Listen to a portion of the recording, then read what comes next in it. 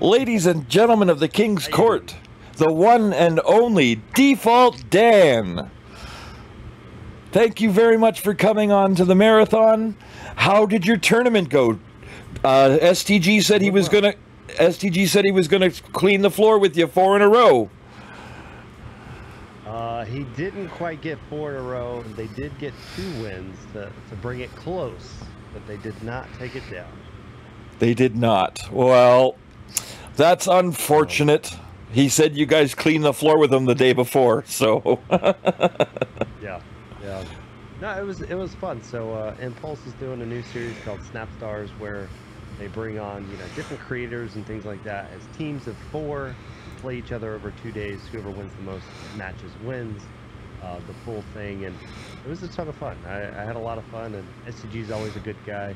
I know we friendly banter a lot between WSF and this and all the stuff in the past, but really awesome dude. Love doing content and hanging out with him. So. That's awesome. So how did you get your start, Dan? And because I'm asking everyone's history. That's what we're starting with. I know that you'd played other games first and then transferred into Marvel's Snap. I did. So I've been playing TCGs since I was little. So 20 plus years ago, I started in Magic. Okay. Probably, gosh, it would have been like 2nd grade, somewhere around in there. I got my first deck, which would have been Mirage, I believe was my first deck. So played that for about 20 years, on and off throughout, elementary all the way to college times, playing online. In between that, picked up many other games, whether it was, like Pokemon for just a little bit, Yu-Gi-Oh! And again, a lot of the Yu-Gi-Oh! Was like the Duel Masters and things like that, right? Digitally. And then, got my way through all of those and just found my way into Snap. I'm a huge Marvel fan, so that kind of led me into Snap, and day 1 beta, been playing ever since when it comes to Snap. Nice. Yeah, STG was saying he's the same. He's day 1 beta as well. I myself was global launch. I wasn't at the beginning. I was at the beginning of global launch. I wasn't at the beta. I didn't do the beta testing. Yeah. So what are some of changed? It's changed a lot. It has. Yeah, even from just from where I've started, the decks have changed completely. So even some of the mechanics have changed. And what is one of the changes that have happened that you wish didn't happen? So I mean, I've said this a few times on different places. Now that they've changed Magic again, I'm okay with it. But honestly, I never had a problem with Magic coming down on 6. That's one of the changes I feel like they shouldn't have messed with. There was too many people whining, and what it comes down to is she used to be turn 5 or turn 6. If you negatived her, you could get her as a 3/5 later, because negative was a big deck back in beta. But a lot of people complained that they would play all their best plays on turn 6. Magic would come down and extend it into turn 7. And I just think it's one of those things where, like, if you got by that's on you. Yeah. You should know Magic is a card that can do that. Just like Goliath, Galactus, all these cards can get you if you're not paying attention. But that would be the one change that I didn't fully agree with. Now that she's, a 3-drop, I'm okay with it a little bit more, but definitely didn't love the change. Okay. So you run the snap.fan, the website. We promote the website here on our Kingdom channel as much as possible because we love everything that you guys do for the community, and you run tournaments and you run an open and you were part of SnapCon. You've got your hands in a lot of different things for the community here at Marvel Snap. Where do you find all the time? I think I magically make it up somehow because I honestly have no idea. I've got a normal 9-to-5 job. I'm a consultant in the IT world. I've got a wife, I've got a 5-year-old kid, like, you know, managing all of that plus content creation, the tournaments that are, you know, like, again, a Snap Open is 13 hours on a Saturday. So, yeah, I don't know. We make up the time somehow and make it happen, but definitely just love the community in general, which gives me that drive to do this kind of stuff. So. And well, the community is a great place to have you involved in it, because you do so much for the community, more than people probably even know, more than I've even named. You're involved in so many different things. I've met Dan through his tournaments on Wednesday Night Snap. I played in his tournaments and I loved it. And through him and Guest, I was kind of nudged along into streaming, because I had said I was interested in it, and Guest said, well, why don't you do it? And I took the leap. I built a computer, and here we are. So it's been a great facet for myself to be involved with such great people like you guys. So thank you for everything that you do for the community. Yeah, no, I appreciate it. And again, I think the biggest thing, like you said, that Guest told you, that's how I was. I'm, you know, just a little bit pre-COVID, and everything that happened with that. Like, I was sitting around, I was playing Magic Arena, and I was already playing it. I'm like, I'm already sitting in front of my computer playing. Why don't I just stream it like all these other people that I watch? Or, you know, I watch the YouTube videos and stuff like that. And that's kind of what got me into it, into streaming.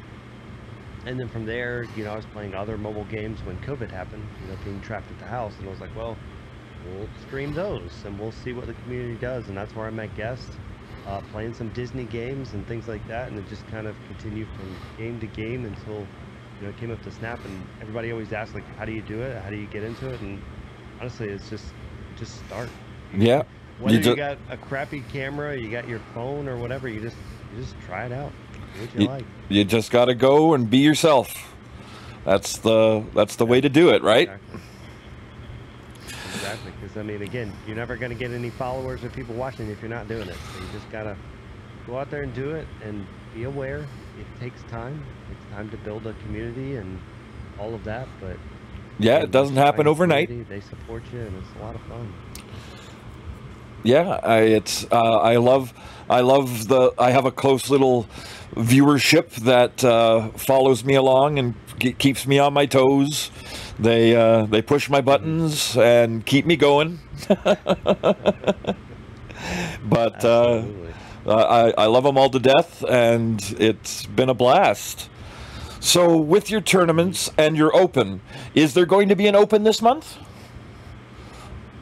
So there's been a little bit of some movement and some stuff, and so, I mean, I think it's been semi-announced but not fully announced, so we'll announce it here, but essentially Impulse, so Impulse Gaming, right, they did the big sponsorship at SnapCon, and they have started their own tournament series, and so they've reached out to me to help them head up their whole tournament series, which these last couple days we've been doing their new series of Snap Stars, and it's going to change up a little bit. I'm going to switch over to their Pro Series is what they're calling it, and I believe Alphos and team, who does Battle Arena and was always really closely aligned with Snap, right, the Snap.fan Open Series, I think he's going to be kind of taking that over.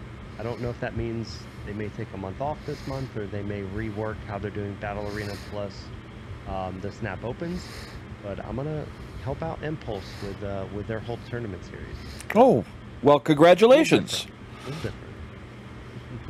Thank you. Yeah, you know, when I looked at the series, and one of the big things I wanted to do with the community was give people a place to play and get their name out there.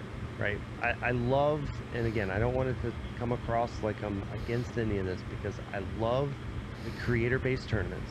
I was part of Creator Clash in New York with Kawa, an amazing event, and Kawa's continued to build those like he did over in Europe, and I think he may have another one coming up soon. Like, he does a really good job with it. I love all these other things that we've seen happen in the community, like Conquerors with that, Second Dinner's doing, or Twitch Rivals or things like that. But the problem with those events are the only way to be part of those events is to be a big creator, have a huge, following and all of that, because reality, the way those guys make money is sponsorships that are dependent upon how many eyes you have on your stream. So if you only have 50 people watching a stream, or even 100 people watching a stream, it's not worth it to a sponsor compared to saying, okay, I have 8 of the biggest Snap creators ever on my channel, and I'm gonna get 3,000 viewers.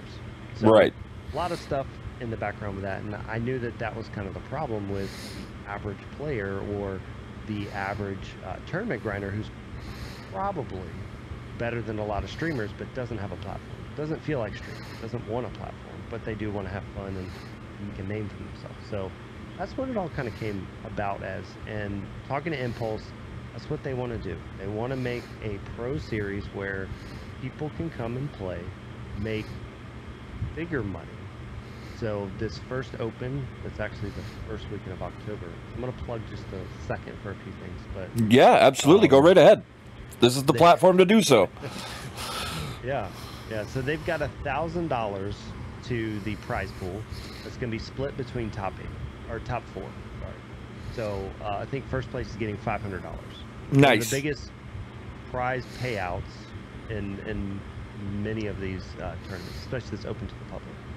So they're going to do that, and they're going to be doing these monthly, and who knows, this could go up to $2,000, this could go up to $5,000. They want to continue to put into these tournaments, make these prize pools bigger based on people that are showing up, signing up, and then on top of that, just like we had at Snap.fan, they're going to do a championship. So all top 4 people of these monthly tournaments are going to get entered into that championship, and that championship is a minimum $10,000 with a $5,000 to first place. Wow.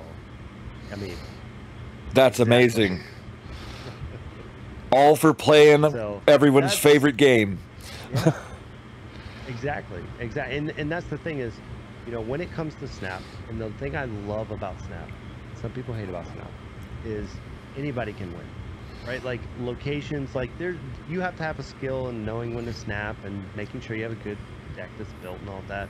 Yeah. Locations, you have RNG, you have things like that can really throw it in your favor, to where if you're going against, and I'll throw out like Lemmy, right? Lemmy's one of the top Snap players, but he could have a battle mode where like literally every location, every single turn or whatever could be bad for him.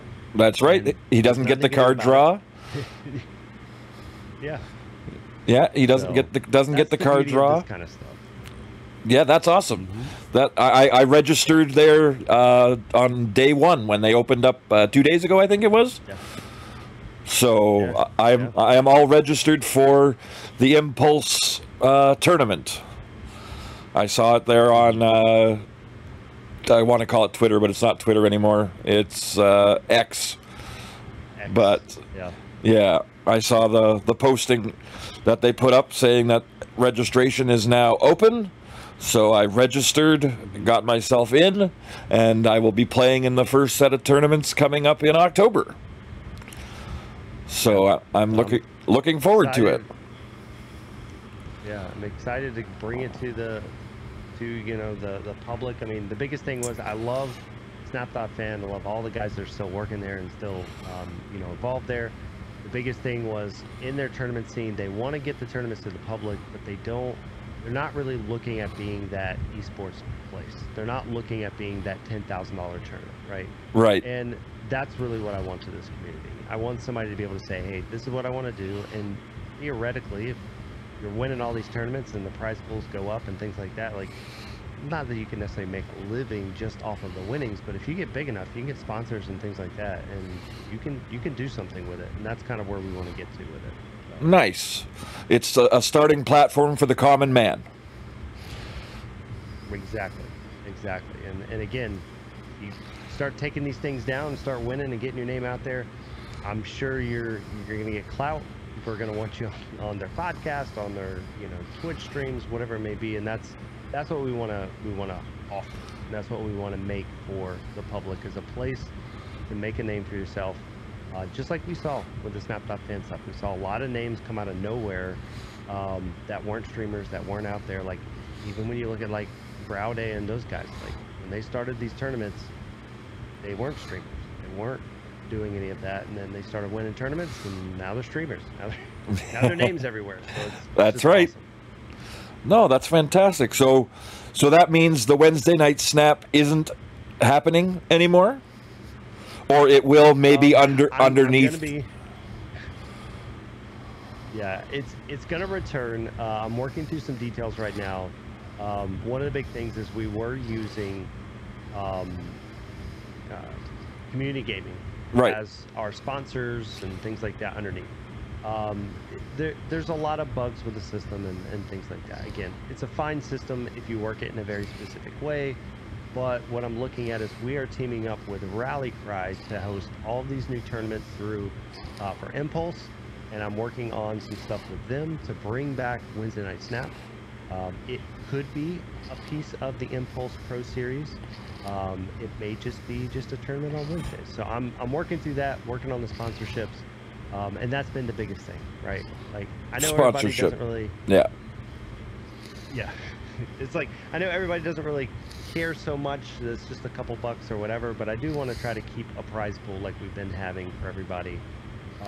But yeah, so it will return. Hopefully maybe next week, but if not, definitely the following week. So it is coming back. I'm just trying to rework what that looks like, because that was originally just something I came up with under my brand. Right. I just had Snap.fan associated with it. So. Okay. And so Rally Cry is the new home. Yeah. So Rally Cry would be the new home for all of our tournaments. Again, an amazing platform. Their platform hosts tons of tournaments, but then it also has a bot with Discord. So what ends up happening is, instead of having to interact with the website, like we saw with Community Gaming and so many people having issues with the website, this is all done through the Discord. It creates your game rooms for everybody to chat in and all of that. Right. It's a lot easier. So yeah, I've been to a couple of tournaments for Rally Cry, and it's so much easier being done just on the Discord. You go in, it makes your whole tournament on your left side. You click on your room, your opponent's already there. You say hello, you guys do your battle, you come back, you score it, and it's done. It moves you on. Exactly. So looking forward to all of that and getting all the tournaments set up there, as well as hopefully, crossing the fingers, I've got a couple things in the works. I can't announce anything yet, but hopefully soon I'll be able to announce some other stuff that's going on. But we're looking at doing some really fun tournaments, and potentially at some point some more in-person stuff like we have with SnapCon. But again, a lot of that's up in the air currently. Trying to figure out how we're going to do it, how we're going to get it sponsored. But so much fun at SnapCon. Want to do it again. Yeah, you make it a non-yearly event. Yeah. Or at least some form or fashion of it, right? Right. So that's what we definitely want to do. But a lot of fun. No, I wish I could have been there, but my passport, I expired that when I left wrestling. I stopped paying for my passport because I just didn't cross the border anymore, and now I've come to the point where I'm just raising my daughter, and I haven't been traveling at all. So maybe I'll look into next year if everything still works out properly. Maybe I'll look at renewing my passport and going to see everybody next year, because then that'll be my 1 year of streaming. It'll be nice to put some faces to names. So absolutely. I mean, that's the thing is, kind of going back to where I mentioned like Creator Clash. So Howell was kind of one of the first people to really get this in-person tournament together with Creator Clash back in March up in New York, and I was fortunate enough to be in that group of, I think it was 16 people total that got to go do it, and so I was super excited to be able to do that. Used my flyer miles and all of that, and try to make it the cheapest trip I could. Right. But have fun, and it was a ton of fun being able to meet everybody, hang out with everybody for a couple days, and that's where I met Felicity, Super Tech God, all these awesome guys, and then from there, you know, Felicity's down here in Florida where I'm at, and we were talking about it. We're like, you know, it'd be awesome to do another in-person thing, because that's what we enjoyed the most. It wasn't the matches, right? Like we don't really remember who won what or who was running what deck or anything like that. Like, of course, Harry took down the event, right? You know, against D-Money in the finals. But it was like, it was the experience. It was hanging out. It was going to the karaoke bar one of the nights. It was, you know, all of that just with everybody. And so we wanted to recreate that with SnapCon, and you know, I wish we could have had Second Dinner backing. I wish we could have had a bunch of that. They had Gamescom the same weekend, and we didn't know that when scheduling everything. But we had about 100 people show up. Nice. Pretty big for the very first event. Absolutely. It was just a ton of fun. Getting to see, like you said, getting to see all these people that we've chatted with on Twitter or Discord, or we've, you know, talked every now and then. But like, to really just hang out for the whole weekend was just so much fun. Yeah, it's all about the experience, right? And having that life experience is what makes the in-person events so amazing, because you can't have these conversations or these parties and everything like that online. You can sit there and just banter back and forth, but you can't have somebody singing with you on stage after, you know, 4 or 5 beers, or you know, all that type of stuff. So absolutely, the experience is part of what I miss about wrestling. Was it wasn't the wrestling matches, it was the aftermath of us going out on the town and just having a blast. Yeah. And that was, you know, so much fun. We got to do that. We got to do, you know, WSF live while we were there. Whether some people understood it or not, it was a ton of fun. And, you know, you're from wrestling. I grew up with wrestling. I grew up in the Attitude Era. Right. My dad grew up with wrestling, so his favorites were my favorites type thing.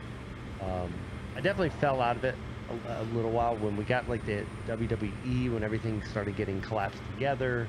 I kind of fell out for a little while, but it's popping up more and more now that you know, I've started the WSF stuff, trying to go back and figure out the storylines and things. And it's funny because a lot of them are just starting to repeat the storylines I knew growing up. Well, that's it. It's just recycled, fun. Right?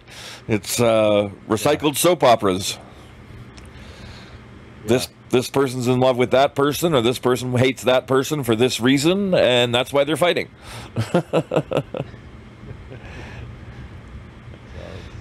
Yeah, it's been fun again. WSF with Eddie and GC putting all that together. So another one of those big community things.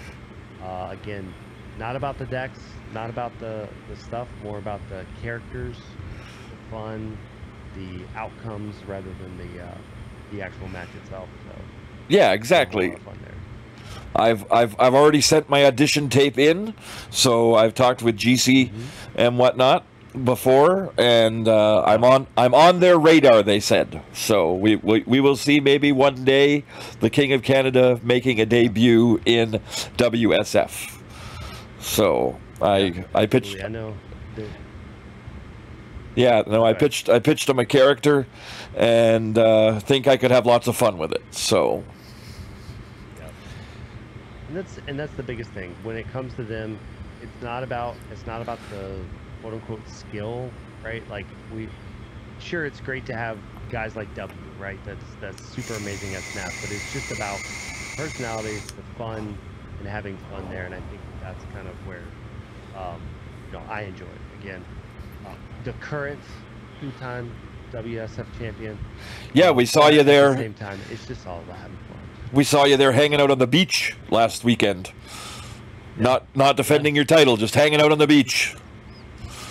You know, it's all right. Yoda had it taken care of. He took it down. He destroyed Super Tech God. you know. Sent him out of the company. Think about Jolly or whatever. Yeah. So, and then, you know, and then we do Snap Stars last night and tonight, and, you know, I just had to beat down on STG again. So, you know, team STG taking the loss. But no, it's a whole lot of fun. I love hanging with everybody and just, you know, chatting, playing, having fun. Yeah, so you're very community involved, and that's one of the best things about this game is the community. What would be one of the messages or advice that you could give to the community for someone that's just starting off? Not streaming, but just playing the game.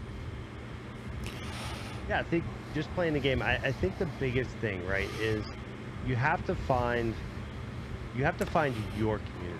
It's kind of one of the first parts, right? Because I'm in all the different places. I'm in Reddit, I'm in Facebook, got, you know, a bunch of people followed on Twitter, and then I'm in tons of different Discords in general. Well, what you're gonna find is there's some places that you're just gonna hear complaining all the time, right? And so right. If you're in those kind of places, just leave. Like, you know, you're gonna hear the people complaining nonstop. A new card comes out, they whine, they cry, whatever it is, right? Every new card's gonna be the worst card ever. Like Loki was the worst card ever for 4 days, and then now, do you ever hear Loki anymore? Nope. You don't. Loki was a problem because everybody was playing Loki. So, exactly. You know, I think the biggest thing is find your community of the people that enjoy playing the game and that you enjoy playing the game with. That will help you. Like if you have questions on cards, interactions, because here's the thing. We always see the question, why didn't my Captain Marvel move? Right. Why didn't, you know, this happen or that happen? How did the Infinite come down on turn 3? Because they played Morph. Like, you're gonna have those questions. But like if you post on Facebook, everybody's gonna be all over you about it. So find the community that's gonna give you the answers, that's gonna help you out. Excuse me. And the people that are gonna just help you become a better player. Because again, you'll find those people. They're super nice. You ask a couple questions and they're gonna explain it to you. They're gonna help you with decks. They're gonna do that kind of stuff. And I think if you find the right people, you're gonna be a much better player at Snap. Than just trying to net deck something or, you know, not understanding some of the interactions. Yeah, because if you just go and pick up a deck that someone built online and try and play it, it's not going to work for you, because people build decks for reasons that they understand. So unless you're asking and getting a walkthrough, like not Dexter. Cozy, like Cozy explains, he builds the deck and then gives you the whole breakdown of how to play it, and that's what I find a lot of people are gravitating to. They'll go watch his videos and take the deck because he'll give them the step-by-step breakdown of how to play it, and that's one way of learning. If you don't have a community where you could ask these questions, you could get the answers from someone like that. But if you're just finding a deck and just picking it up and saying, "Oh well, he did good with that one, so I can do good with that one," no, it doesn't necessarily work that way. Yeah, and I think you do have to be very careful about that, because you have to also identify how you want to play Snap. Are you casual? Are you a grinder? Do you like ladder? Do you like conquest? Right? Because if you look at like a person like Lemmy, right? Lemmy series is one of, and again, it's hard to say this person, that person's the best, but Lemmy is in the top 3 easy players in Snap. Absolutely. He's, you know, one of the best Hearthstone players, Grandmaster in Poke, like Yu-Gi-Oh, like he knows what he's doing in TCGs. But the thing is, if you pick up his deck, you may not be able to run it. He's very analytical with all of his moves. His decks only work a very certain way. And so there's been plenty of times he'll post up a deck. He's like, oh yeah, I've got 3 infinite tickets for this deck. And then I'll run it, and I'm just like, I don't see you win with this deck. Yes. Not to say it's a bad deck, but like, it's not my style, right? And yeah, so absolutely. I think that's kind of the thing you have to look at too. Absolutely. That's like when I build a deck, I pick bits and pieces of combos from other things that I like, and I put it all together. And I've heard you guys say before that, oh, he shouldn't be playing it like that, and it's working for me because of the way that I play it and the way that I built it together. It makes sense to me, and it throws off my opponent, and it doesn't make sense to everyone else because they're like, why did he just do that? And then you look back at it and it's like, oh, he was building to that. That makes sense. And that's the important part, right? It comes down to, like, whenever I look at tournaments, and this is not just Snap, this is anything, right? Back in the Magic days when I was doing the GPs, the Opens, like the Pro, whatever grinds, you know, you go to a tournament and there's 3 different ways you can play in a tournament. One, you can be a net decker. You can look at what's the best deck this week, or won the tournament last week, or whatever, and I play that deck. Right. The second option is I play a deck that beats that deck, because I assume that's what everyone's going to play. Playing that deck. Yeah. Right. So I'm gonna build the deck that beats that deck. Or the third option, which is what I always tried to do a lot, was, okay, what is a deck that I know? I know front to back, I know the cards, I know how they interact, and I want to play this deck.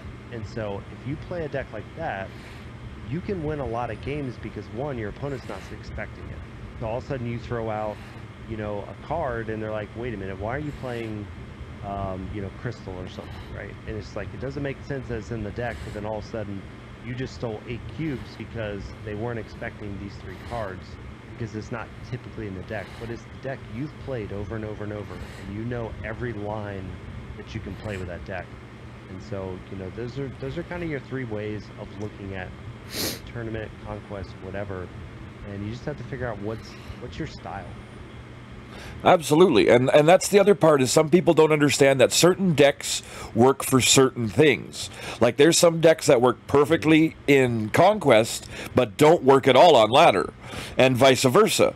That there's some that work great on Ladder but it's horrible to play in Conquest. And what I always tell them is the surprise factor.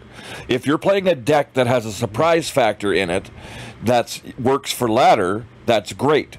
But don't expect the same surprise factor in Conquest, because once you get to Conquest and you've done 1 round, you pulled off this great big surprise move, you've got 4 to 7 more rounds and they already know your surprise. So you have to realize that not every deck works in every position. And that's the biggest thing, right? Like when you get into Conquest, unless you can get to 8 cubes on round 1, which is only going to be when you're messing around in Proving Grounds, you're not, like, to your point, you're not going to be able to surprise them with something. You may get 4 cubes, but now they know it. Now they know you have Galactus. Now they know you have some crazy Armanzola play, right? Or whatever it may be. So it makes it a lot tougher to continue to get those cubes within that deck. So it is a way of trying to play. And the other side of it is, it depends on who you're playing against. You know, if you're in a tournament, so if you're just in Conquest, right, you're on the gold ticket, you know, you're trying to get your infinite ticket, you may be going up against somebody who literally just got a free gold ticket from their, you know, caches. They don't know what they're doing, and you just got a free win, right? Right. You may go against somebody that's good, and so it's very RNG. But when you get into, like, the tournament side, you know, I watch Paper, I watch Lammy, I watch Rocco. These are guys that, like, they see a location they don't like and they bounce for 1 cube. Right? That's right. Their first 4 or 5 games, they're just exchanging 1 cube apiece until they're both down to 5 cubes. Like, it's so crazy to watch that, because they're so, like I'm not that way. I'll sit in a match and I'll be like, well, maybe I'll get this for 4 cubes. Maybe I'll get this for 2. But, like, they don't snap a lot. They don't, like, and when they do snap, you got to know they have it, right? So there's a whole different game when you get into, you know, that next series up. You're in these tournaments going for $1,000 or whatever. Like, that's when your style really changes, and that's where it goes back to: are you just a ladder player? Do you like Conquest? Are you just trying to get that infinite, you know, ticket and that infinite border, or are you going all out? You want to play in these tournaments, and sometimes the other way to figure this out is just play. A lot of these tournaments are free. Almost all these tournaments are free. So just give it a shot. Try one Saturday. I know that's what you did with Wednesday Night Snap and then even the opens and stuff. You tried it out. Yep, absolutely. Because I used to play. There was ELG. There was a website ELG that used to run every Tuesday, and then they stopped running. And there was another website that I used to run tournaments on. I think it was every Thursday or Friday. So I was playing 2 or 3 tournaments a week, and then all of a sudden they all just stopped, and I was like, oh, what? I've got nothing to do, and then along came Wednesday Night Snap, and I'm like, oh, thank God, finally something else to play again. And because I was learning how to play by doing these tournaments, and that was the best way of doing it, because we didn't have Conquest for me to go and try and play against other people. I didn't have a great community to go and do friendly battles with. I was just learning to play against other people in all these different tournaments. So that was one great thing that came about when Wednesday Night Snap came along, was I had a weekly access point of being able to play a new deck or play a fun deck or play something that I've created that I think is going to work. And sometimes it did, and sometimes it didn't. Yeah. And it's definitely one of those things where, like, to your point, there's a lot of places that started doing these tournaments, and then things, whether sponsorships are drying up, which is happening a lot out there, or just people aren't wanting to run them. Because, I mean, I can tell you, like, the opens, right? The opens are great. I love doing them, and I'm going to love doing the Impulse Pro Series. But 12 hours, it's a lot of time. And yes, casters come in and out. But when it's my OBS running it, I'm there the whole time in the background. That's right. On camera or not. And, a lot of people, they can't do that. They don't want to do that. And so I think that's the biggest thing is I really hope Second Dinner at some point looks at community-driven tournaments. Maybe, hopefully, crossing the fingers, teams up with us to do it or whatever. But right now, everything's so streamer-based or so invite exclusive only. It's hard because, from the outside looking in, I don't know why you would watch Conquerors. Again, it's a fine series, but, like, do I really care about just watching somebody bounce around just playing in Conquest compared to being able to actually compete to try to be that, top spot? Oh, exactly. I tuned in for a few minutes to just check it out, and I was like, I'm not, this isn't for me to sit and watch. It's not something that I enjoy doing. I like to participate in it. I would like to be the one playing the Conquest match, not sitting here watching someone else play a Conquest match. So exactly. And if you could make one change to the game tomorrow, what would it be? One change to the game. I mean, I think the one thing I would love to see come, so this would be more of a new thing, would be like one more new mode, whether it's a draft mode, a sealed mode, some type of limited play, because I think right now I hate the new ladder system. Okay. I don't think it's I think there's 2 aspects of it. One, they should have reset the stuff. I hate that, like, they're using our stats from the start of when we ever started playing. So I look back in the fact that, like, when we used to hit infinite, you would get paired with people that were not infinite. And I know in the last week or 2, I literally just gave out cubes, like, on stream, non-stop. I would go play a game, I would be winning on the last turn, and I would just concede. I would snap, concede, whatever, give them cubes so that they could hit infinite. Nice. I did a lot, multiple seasons. And so because of that, my snap score is not very great. Right. Then they changed it to where we couldn't play against non-infinite people. And so when that was happening, I played a little bit when I hit infinite, but then I kind of got bored. when you hit infinite, right? Unless I was testing some new card, some new deck, brand new card drops, or whatever. And then when we got Conquest, like most of my matches were just Conquest. Right. But now we live in a world where they took all of our stats from wherever we started, from back in beta, and that becomes your new rank. And I don't like it. I think there's too many people that grinded infinite when they were just hitting all of the bots and stuff. So their scores are really good compared to everybody else's that bad because they were giving away cubes. So I think if I was talking about just like changes, if they reset everybody's snaps, Okay. right when this new system came out, started everybody at 0, I think it'd have been fine, but it's not. So a new scoring system. Yeah, I noticed yours when I jumped on. You're around like 66,000. Yeah. I'm at 13,000, 13,600. But every time I go to bed and wake up, I drop another 1,000. Yes, same here. I dropped like 10,000 because I started at like 40. Yeah. And when I hit infinite, I was 40,000, and now I'm 65,000. And like I said, every time I go to sleep, I wake back up and it's another 5,000 in the hole. I'm like, oh well, everyone's surpassing me. Well, and that's the problem with the way it's set up is you don't get rewarded for hitting infinite fast. Because I hit infinite and I was like at 3,000 or whatever.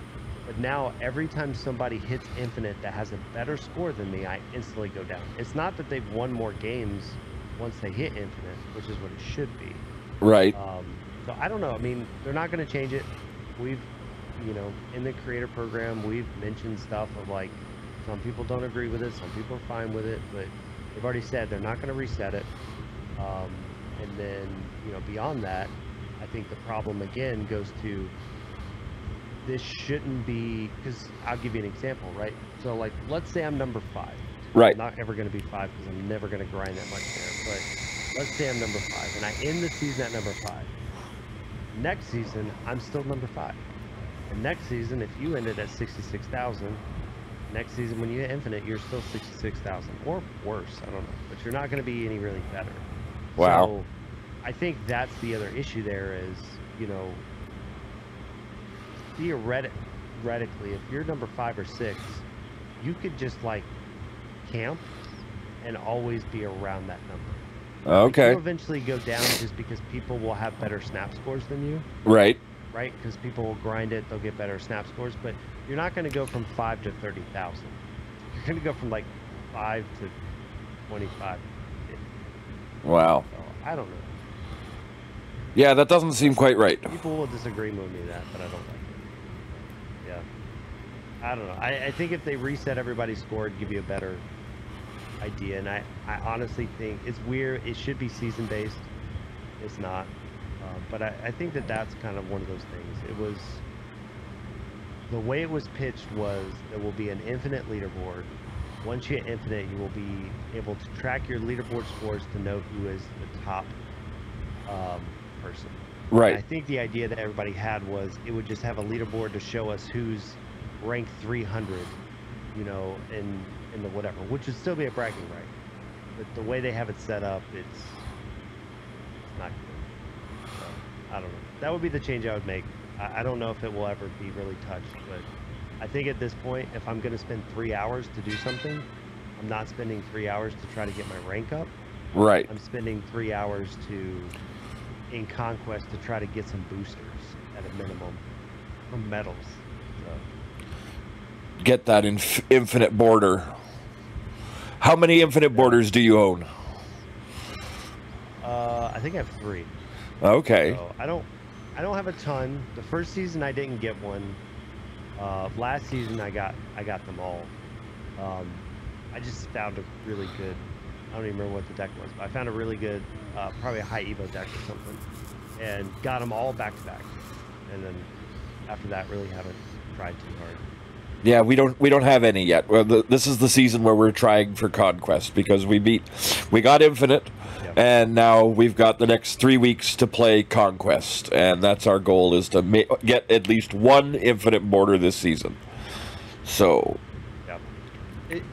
It wasn't worth it until this season. Prior to this season, the Infinite border was just a slightly more purple border. right. Now that they've actually changed the animation, it makes it feel a little bit better, I guess. Well, and we were talking about it, and it should change each season. It should change with the season. Your Infinite border should change. I used to play Gwent, and your borders would change with the seasons that you played. So I think that it should be the same for Snap, that your Infinite border for this season is, say it's Odin, so it's got a trident on the side of it or something. And then you know that that's your Infinite border for this, or it's got the Loki horns at the top of it because it's Loki season, and that's the border you're fighting for your Infinite border. I always think that should be something that is done per season for the Infinite borders. I think the other thing that would be cool is if they, like, another way of looking at it is your Infinite border is just for your profile. So right now it's based on the icon, you know, the avatar you're using. But, like, yes. I really think it should be tied to your account. And then I think that there should be almost like a number. So not necessarily maybe everyone you get, but, like, maybe it is. Maybe it's everyone you get, and or, you know, each season, like you're saying, I get another number if I get it. So you're trying to get it each season. So you go from 1, 2, 3. So then when you battle somebody and you see that they've got Infinite border 4, like, you'd be like, oh man, this guy's good. Or somebody else threw out, like, they could have done the Infinite borders that did colors. So, like, your very first one, going back to cards, right, is gray. Right. And then goes from gray to blue, and then blue to green, or whichever order, it's green to blue. So it'd be gray, green, blue, purple, orange, you know, red, Infinite, or something like that. Right. And then after you get all of those, you get a number up, and then blah blah blah blah blah, number up, to where, like, when you see somebody and they're like, oh, they're 2 orange, like, they're really good. They Yeah. get Infinite this many seasons or something. But I don't know. Yeah, no, those absolutely make sense. It's a cool cosmetic. Yeah, and it gives you information on the player. Yeah. And information is key in this game, so having that type of information would be valuable. Because a lot of the times... Snap, like, No, go ahead. Go ahead. I just, half the time, I forget to change my avatar. Right. When it comes to any of my decks, because I'm lazy. So, like, you don't get information from me. It's the default avatar and the default deck sleeves, unless I'm, like, really thinking about it now. So... Yeah, and like I said, having that information, most of the time, all you know is you're playing some guy that's sitting in the toilet, or I'm out with my cat, or, you know, whatever the thing is, and that doesn't give you any information on the player whatsoever. So having that Infinite border with a number, that would be great. Let you know that this guy has... And it'd be a bragging right. Yeah, absolutely. And I think that that's the problem right now, is the current system, I just don't feel like is a bragging right, because I look at some of the people that are maybe sub 50, and I'm like, oh, that'd be cool. But at the same time, I know some of these people that are sub 50 literally were the people that were grinding to be rank, you know, Infinite rank 300 back when they literally just hit bot after bot after bot after bot. Right. So, like, does that really show them that they're a better skilled player than someone else? Because for the last few seasons, you know, they've just been in the bot purgatory area, just ranking up. So yeah, that will eventually, 3 months from now, 4 months from now, that will resolve itself.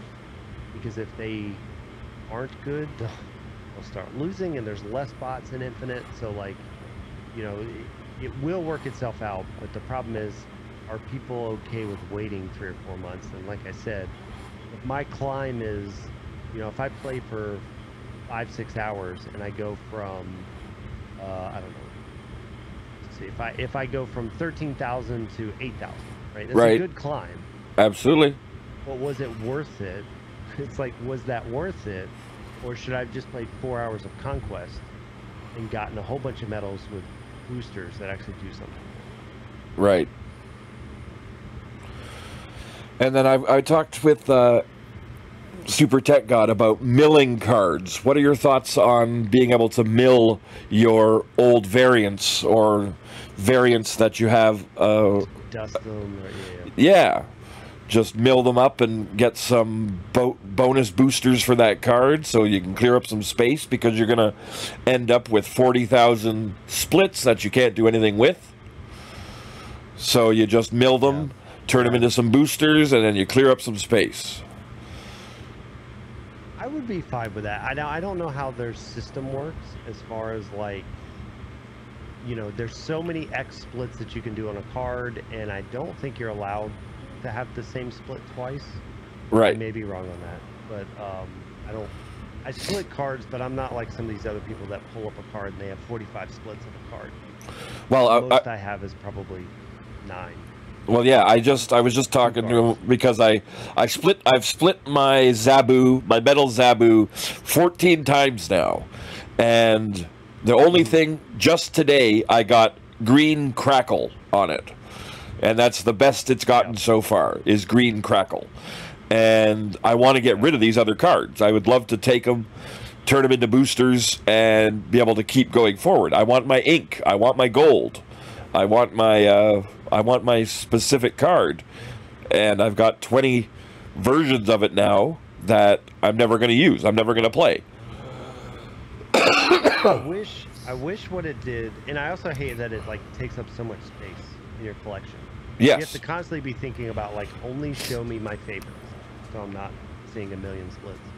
But yeah, I think the way it should work, and hopefully they'll do this in the future at some point, is I should be able to go into a card, and if I've unlocked all the borders, I've unlocked whatever splits, I should be able to just pick. If I've done ink, I should be able to say, okay, I want the orange border, a gold border with the inked variant, and I've got a blue crackle, so I want to use the blue crackle. Like, right. I feel like it should just be like in your inventory of that card.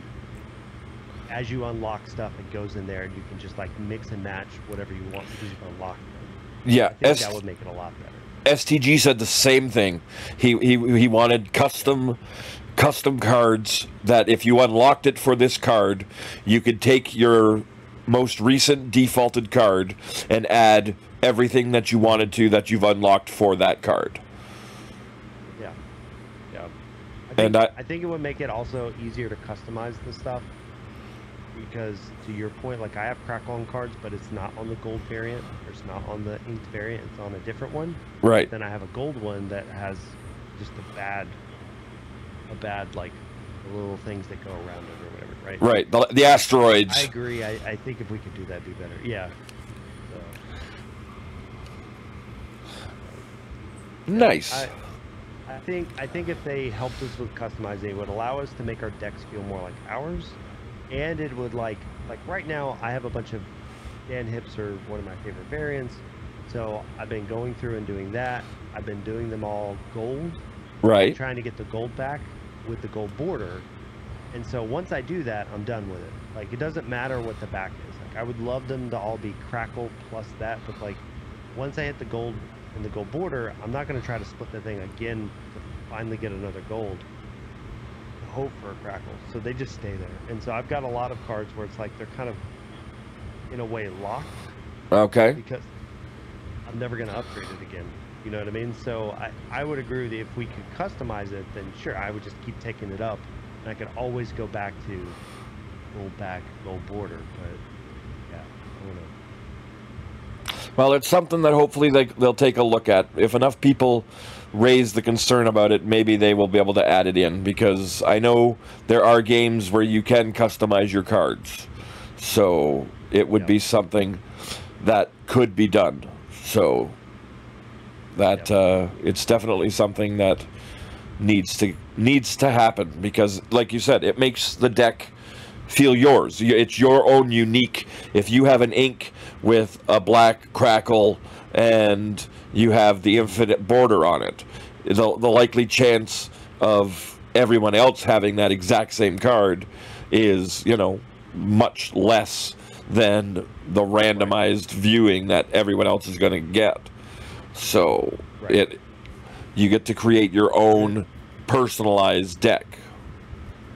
Right. It also allows you, because you know you have the freedom of mixing and matching within all the different aspects of it, it allows you to say, like, I want to create a deck where everything is inked, everything has blue crackle, and that's what I'm shooting for. And right now, it's like, it's almost impossible, because the amount of combinations you could do would, it'd be impossible. But if you got an inked one time and you got a blue crackle on, you know, just the holographic background, like, now you could put those together. Yes. And use that for that card. So yeah. I would agree. I think that would be a really cool update, but I don't know if they're ever going to do it. There's no money in it for them, so it's hard for them, in my mind, again, coming from like a development IT kind of guy, like, I don't know if they're going to put resources on that, but I would okay.